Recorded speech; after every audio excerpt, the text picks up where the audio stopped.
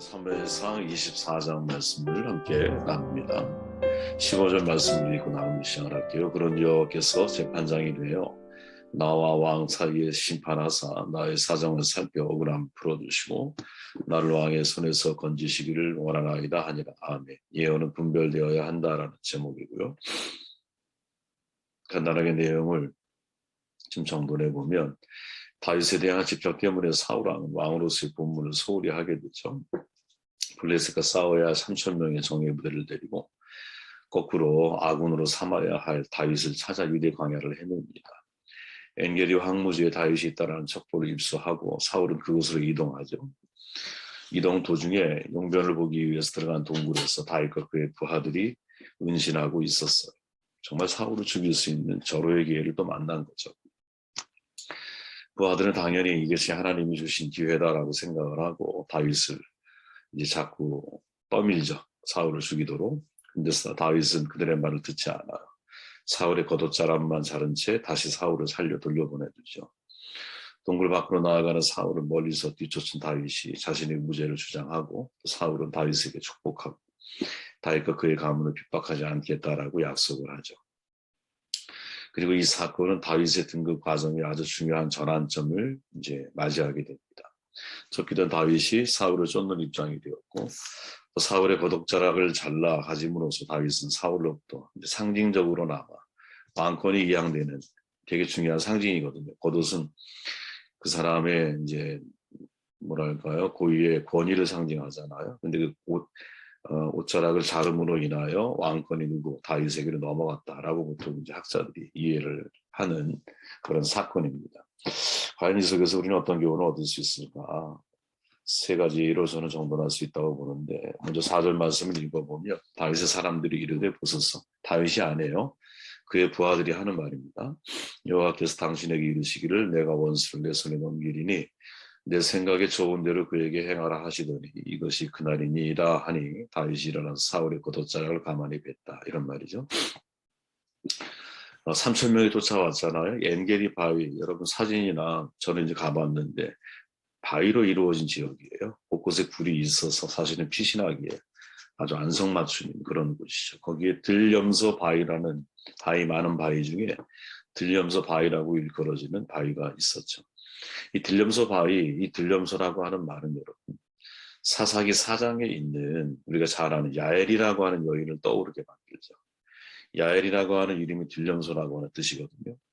사울이 들염소 바위에 이르렀다라는 언급은 사사기 4장에서 야엘 사건이 다시 재현되어지고 있는 것을 이제 암시해주고 있죠.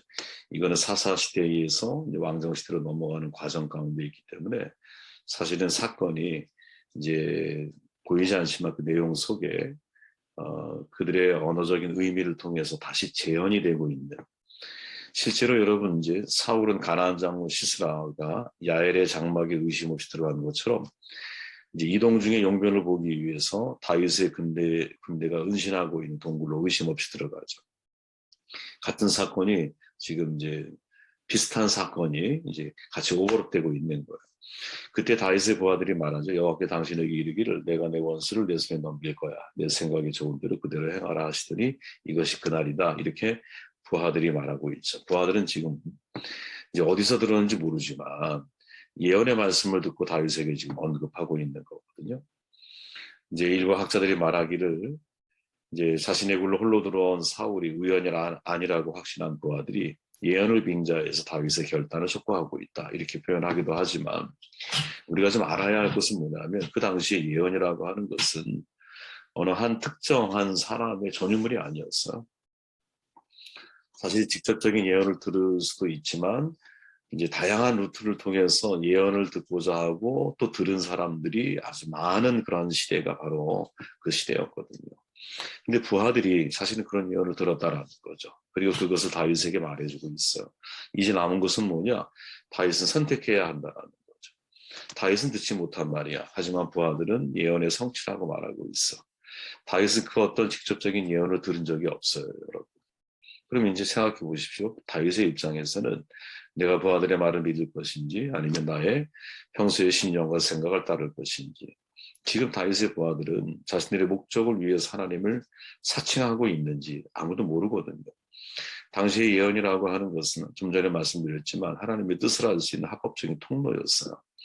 일반 사람들도 다양한 경로를 통해 예언을 받을 수 있어요. 지금도 마찬가지잖아요. 각기에 이제 예언 은사가 있다라고 말씀하시는 분들, 방언이나 방언 통역을 하시는 분들, 이런 분들을 찾아서 예전에도 그렇지만 지금도 사실은 그들을 수소문해서 만나고 예언을 듣기를 원하죠.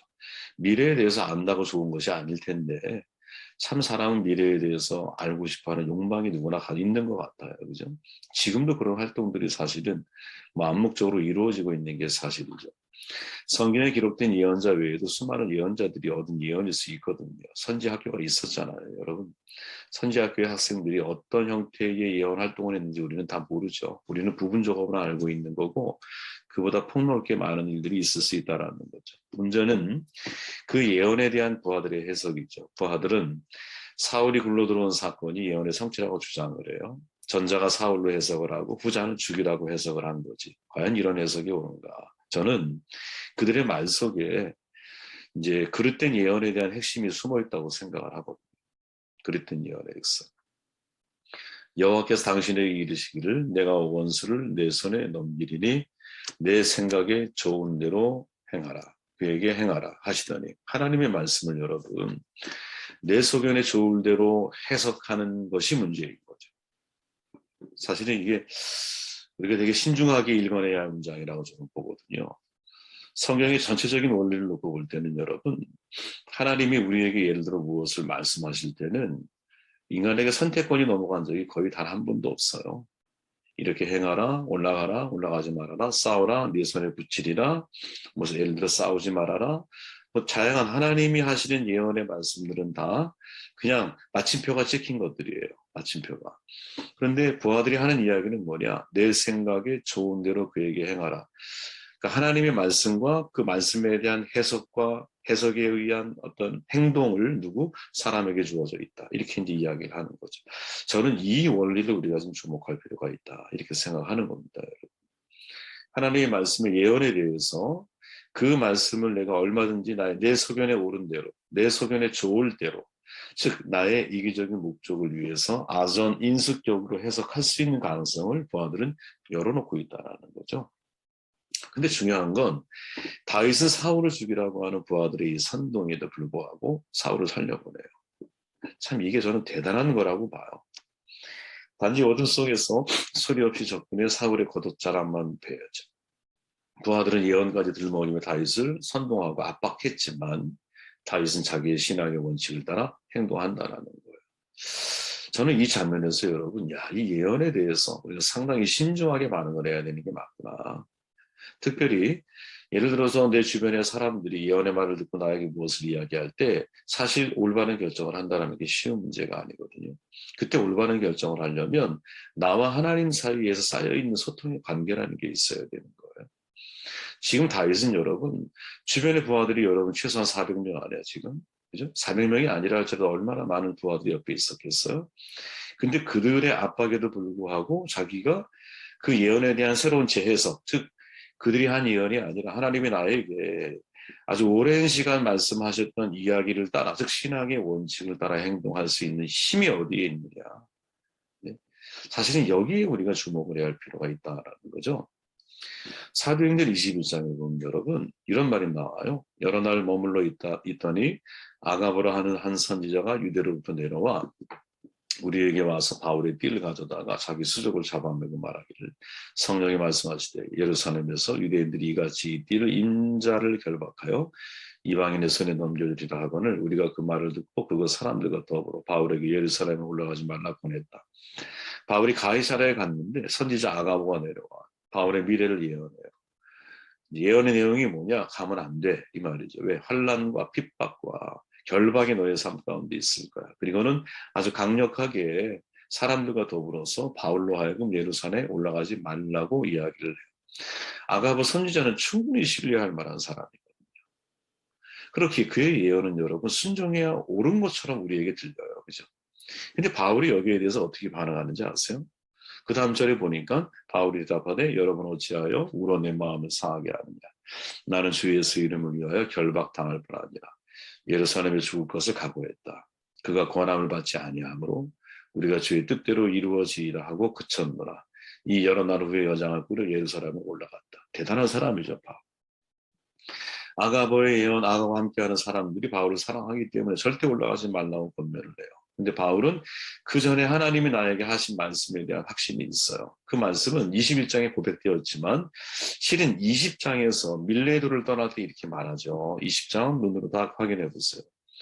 보라, 이제 나는 심령의 매임을 받아 예루살렘으로 가는데 거기서 무슨 일을 만났는지 알지 못해. 오직 성령이 각 성에서 내게 증거하여 결박과 환난이 나를 기다린다 하시나 복음 전파에는 나의 생명을 조금 더 귀한 것으로 여기지 아니하노라. 바울은 이미 알고 있죠. 무엇을? 예루살렘에 가면 무슨 일이 일어날지는 몰라. 하지만 분명한 건 환난과 결박이 있을 거야. 근데 그때 중요한 것은 주께서 나에게 복음을 전파하라라고 말씀을 하셨다라는 거죠. 그러니까 환난과 결박이 내 앞에 있다 할지라도 사도 바울은 이제 아가버의 예언처럼 너 가면 안 돼. 사람들의 예언처럼 너 가면 안 돼. 그리고 바울의 바짓구렁이를 붙들고 어떻게든 못 가게 하려고 하는 바로 그 찰나에 바울이 집중한 것은 하나님이 내게 주신 마음인 거지. 그죠? 각 성에서 내가 복음을 증거할 때마다 하나님이 내게 주신 마음에도 가면 결박과 환난이 너에게 있을 거야. 그래도 복음 전파하는 것에 너의 생명을 아까워하면 안 돼. 이 마음이 누구? 바울의 마음에 있었던 거지. 저는 여러분 이게 중요하다고 봐요. 어떤 예언의 소리를 들어도 여러분 예언이 틀리고 잘못됐다라는 말을 하는 게 아니에요. 하나님이 사람을 통해 나에게 예언할 수 있죠. 나의 길을 하나님이 제시하실 수 있어요. 그러나 그보다 중요한 건 내가 하나님 사이에서 쌓여있는 하나님의 마음에 대한 쌓여있는 마음이 있느냐 이거지. 진짜 내가 하나님의 마음을 하나님이 나를 향해서 무엇을 원하고 계시는지를 오랜 소통의 시간을 통해서 비록 내 앞에 환난과 결박이 있다 할지라도 하나님이 내게 원하시는 것은 그것을 극복하고 가서 복음을 전파하는 거야. 그랬을 때 주변에서 나에게 아무리 영적으로 깨어있는 사람이 예루살렘에 가면 큰일 나게요. 가지 마세요 라고 권면한다 할지라도 그것을 무시하는 게 아니라 그보다 앞선 하나님의 소명, 하나님의 말씀에 대해서 순종할 수 있는 사람이 되는 게 아니겠는가. 저는 부하들의 예언을 등록이는 사건 앞에서 다윗이 흔들리지 않고 자기의 신앙의 원칙을 따라 행동한다라고 하는 것은 대단히 중요한 모습이구나. 이런 생각을 하게 되었습니다. 두 번째 6절, 7절. 자기 사람들에게 이르되 내가 손을 들어 여호와의 기름 부음 받은 내 주를 치는 것은 여호와께서 금하시는 것이니 그는 여호와의 기름 부음을 받은 자가 됩니다 하고 다윗이 말로 자기 사람들 금하여 사울을 해하지 못하게 하니라. 사울이 일어나 굴에서 나가 자기 길을 갔다. 자기 길을 가고 다윗도 자기 길을 가서 이제 서로는 만나질 못해요. 나중에 만날 때는 죽어서 만나게 되지. 이 마지막 모습인 거예요. 얻을 수 있는 교훈이 뭐냐? 권위는 존중해야 한다는 거죠. 그죠? 사울의 겉옷자락을 배워온 다윗, 실망한 부하들이 이 다윗 사울을 직접 죽이려고 했던 것 같아요. 그때 다윗이 그들에게 말하는 거예요. 여호와의 기름 부음 받은 내 주를 치는 것은 여호와께서 금하시는 거야. 절대 너희들 그러면 안 돼. 왜? 그는 여호와의 기름 부음을 받은 자가 되민이라. 옳은 말이에요, 여러분. 분명히 사울이 사무엘을 통해 기름 부음을 받은 것은 사실이야. 그러나 사무엘상 16장에 보면 이미 하나님의 영은 사울을 떠났잖아. 16장 14절에 보니까 여호와의 영이 사울에게서 떠나고 여호와께서 부르시는 악령이 그를 번뇌하게 한지라. 그래서 여호와의 기름 부음 받은 자가 됨이다 라고 말할 때 이 됨이다 라고 하는 표현은 과거형이에요. 그런데 다윗이 확인했는지 안 했는지는 모르지만 여호와의 영이 사울을 떠났다라고 하는 16장의 이 내용은 이제 제가 볼 때는 이제 다윗의 입장에서 어느 정도 감지한 내용이 아니겠어요? 왜? 사울 옆에 있었잖아. 악령이 있을 때마다 소금과 비파를 통해서 악령을 쫓아내는 역할을 다윗이 했잖아요. 그죠? 그럼에도 불구하고 다윗은 사울을 여호와의 기름 부음 받은 자로 인정을 하고 있다라는 거지. 이 기름 부음 받은 자를 죽여서 안 된다는 사상은 성경 전체에서 다윗에서부터 시작이 되는 거거든요. 성경 다른 곳은 이 주제가 등장하지 않아요. 이 때문에 일부 학자들이 다윗이 자신의 왕위를 유지하고 지키기 위해서 그 말을 만들어냈다라고 주장하는 사람들도 있어요. 왜? 신하들이 다윗을 해치지 못하도록 만들어낸 이데올로기라는 거지. 그러나 여러분 저는 좀 생각이 달라요. 같은 사건이 26장에 가면 한 번 더 반복되거든요. 그러니까 반복된다라고 하는 것은 뭐냐면 다윗이 진짜 그 마음을 가지고 있다라는 거거든요. 다윗의 양심과 신앙에 의한 것으로 받아들이는 것이 더 옳은 것이 아닌가라고 저는 이해를 하고 받아들이고 있어요. 물론 여러분, 이 구절이 범죄한 성직자에게 면죄부를 주는 구절이 되면 안 돼요. 그죠? 절대 그런 말씀은 아닐 거예요. 하지만 우리가 다윗의 모습 속에서 깨달아야 할 것은 뭐냐. 기름 부음 모든 것은 사실이지만 어느덧 하나님의 영광이 그의 삶을 떠나가고 악령이 그를 괴롭히고 있는 사울을 바라보면서도 다윗이 포기하지 않는 게 있다는 거지. 그게 뭡니까? 상대에 대한 권위, 존중이죠. 저는 정말 예수 믿는 사람들은 좀 힘들고 어려워도 이 훈련을 철저하게 해야 한다고 생각을 합니다. 우리가 할 수 있는 한 최선을 다해 상대의 권위를 끝까지 존중해 주는 것. 그가 하나님의 영광스러운 모습을 가지고 있다면 자연스럽게 여러분 사실은 그런 존중이 나오겠죠. 그러나 설령 그가 어느덧 나이를 먹고 혹은 어떤 영적인 상태인지 이해할 수는 없죠. 영적인 침체 가운데 빠져서 예를 들어 영적인 권위가 느껴지지 않아. 그랬을 때 우리는 어떻게 반응해야 할까? 반응을 다르게 표현을 해야 할까요? 그러지 않아야 된다라는 생각이 들어요. 왜? 우리도 같은 사람이 될 수 있기 때문에. 존 비비어의 여러분, 이분은 순종, 여러 가지 단답형의 책을 많이 썼잖아요. 존중이라는 책에서 말해요. 남을 나보다 낮게 여기는 것이 바로 존중입니다. 이렇게 표현하거든요. 저는 이 말에 공감해요. 이제 여러 종류의 사람들을 만나다 보면 여러분, 항상 출발이 자기가 갑인 사람이 있어요. 말은 되게 겸손한 언어를 사용을 하는데 그분의 태도를 보면 남보다 나를 더 낮게 여기는 거예요. 남을 낮게 여기는 거죠, 여러분. 낮다 시읒과 낮다라고 하는 지읒과는 이 획하나 차이잖아요. 획하나 차이. 이 획하나 차이가 여러분 사람을 존중받는 느낌을 주기도 하고 무시당하는 느낌을 받기도 하는 거거든요. 기독교의 황금률이 뭡니까? 대접받고자 하는 남을 대접하는 거예요. 여러분 상대랑 관계 맺을 때 무시당하면서 관계를 맺고 싶습니까? 저는 여러분 그런 사람을 만나면 절대 만나고 싶지 않아요. 정말 인간적인 마음에서는 정말 개무시하고 싶은 마음이 들 때도 있죠. 죄송합니다. 오해하지 마십시오. 네. 극적인 표현이라고 좀 이해해 주세요. 네. 저는 무시당해야 할 사람이 아니라고 생각하거든요. 왜 하나님이 저를 무시하지 않으시잖아요.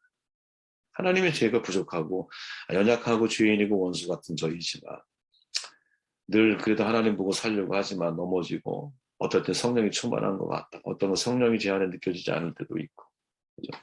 마더 테레사 수녀처럼 내 안에 간디와 히틀러가 있다라는 고백을 할 수밖에 없는 그런 연약함을 늘 발견하면서도 변함이 없는 게 하나 있다면 하나님이 나를 사랑하신다라고 하는 믿음이거든요. 믿음은 여러분 내가 하나님을 사랑하는 게 아니라 하나님이 나를 사랑하고 있다는 사실을 내가 믿는 거잖아요. 그죠? 하나님이 나를 붙들고 있다는 사실을 믿는 거지 내가 하나님을 붙들고 있다는 사실을 믿는 게 아니에요. 우리의 힘은 약하기 때문에 환난과 어려움 당하면 내 힘이 다 빠져요. 그럼 하나님이 나를 안 붙들고 것 같아. 내가 놓쳤으니까. 아니에요. 하나님은 그때도 나를 붙들고 계세요. 그 사실을 믿는 게 진짜 믿음인 거죠. 믿음의 주체가 하나님께 있는 거예요. 그래서 믿음은 여러분 은혜의 선물인 거예요. 은혜로 인하여 믿음으로 말미암아 구원을 받는 거지 믿음으로 인하여 은혜를 받는 게 아니에요. 이미 믿음은 선제적 은혜가 있기 때문에 나에게 믿음이 있는 거예요. 이게 믿음을 경험한 사람들이라면 이게 무슨 말인지 여러분들이 이해할 수 있을 거예요. 저는 예수 믿는 사람은 여러분 존중해야 한다고 생각합니다. 상대에 대해서. 존중은 헬라어로 팀이야, 팀이. 중요하다 이런 말이에요. 어떻게 중요하냐? 금보다 중요하다 이런 뜻인 거예요. 존중은. 반대말은 뭘까요? 아주 하찮다, 천하다, 평범하다 이런 말이거든요. 그러니까 우리가 누구를 대할 때 내 마음가짐이 내 태도를 통해 나타나게 되어 있거든요. 상대가 나를 대할 때 나를 중요한 사람인 것처럼 내 말에 집중해주고 중요한 사람인 것처럼 내 말에 반응해주면 존중받는 느낌이 들죠. 근데 반대로 여러분 내가 무엇을 부탁했을 때 전혀 존중받는 중요하게 내 말을 다뤄주기가 생각하지 않는다면 그럼 나는 무시당하는 느낌을 받지. 사람은 무시당하면 여러분 참 견디기 어렵죠. 누구라도 마찬가지인 것 같아요. 그거는 여러분. 다윗은 여러분 두 번에 걸쳐서 사울을 죽이지 않잖아요. 그죠? 그런데 그 사울이 하나님의 영이 떠난 상태라는 걸 알아. 우리는 이 표현을 조심하자 그랬잖아요. 사울이 하나님을 외면하고 살아.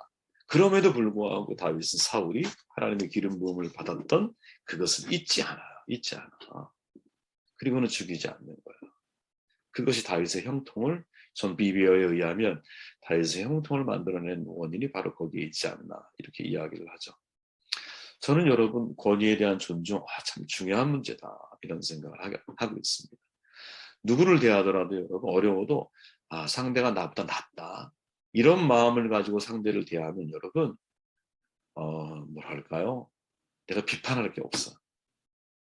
그죠?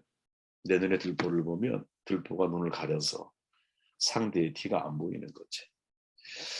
마지막 판단 12절 말씀을 읽고 정돈할게요. 여호와께서 나와 왕 사이를 판단하사 여호와께서 나를 위하여 왕에게 보복하시려니와 내 서로는 왕을 해야 하지 않겠나이다. 판단은 하나님께 맡겨야 된다. 뭐 당연하죠.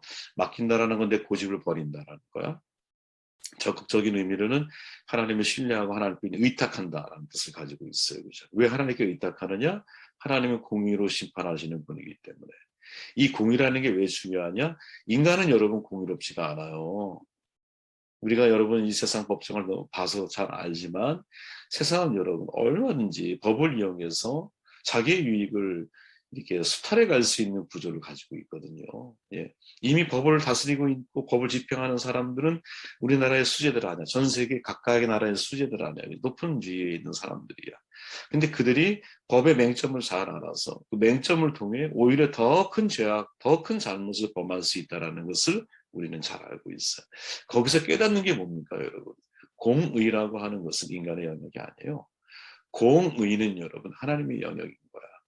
그렇기에 어떤 사람은 여러분 겉으로 봤을 때 되게 옳은 마음으로 행동한 것 같지만 내면에 들어가 봤더니 그 속에 독선이 깔려 있고 그 속에 또 다른 생각이 숨겨져 있어. 그걸 우리가 어떻게 발견해? 그걸 우리가 어떻게 알아요? 그죠? 이게 의도적인 살인인지 아니면 그냥 과실치사인지 우리가 어떻게 알아, 사실은. 그 현실에 정확하게 들어가 상황을 다 알고 계신 하나님이 보셔야 되는 거죠. 그래서 하나님께 판단을 맡기는 것이 가장 중요한 일이다. 다윗이 그 모습을 보여주고 있다. 저는 여러분 세 가지를 말씀드렸는데 오늘의 말씀의 핵심은 저는 예언을 분별해야 한다라는 것으로 한번 생각을 해봤어요. 예언. 왜? 부하들이 예언의 말을 하고 있는데 다윗은 그것을 분별해서 자기가 옳다고 생각하는 것을 선택을 해. 근데 그 선택이 옳았어. 과연 그런 선택을 하게 되려면 어떻게 해야 되느냐. 하나님과 나 사이에 매일의 소통의 관계 속에서 쌓여있는 하나님의 마음에 대한 확신이 있어야 되는 것이죠. 이 축복의 길을 주의 이름으로 축원합니다.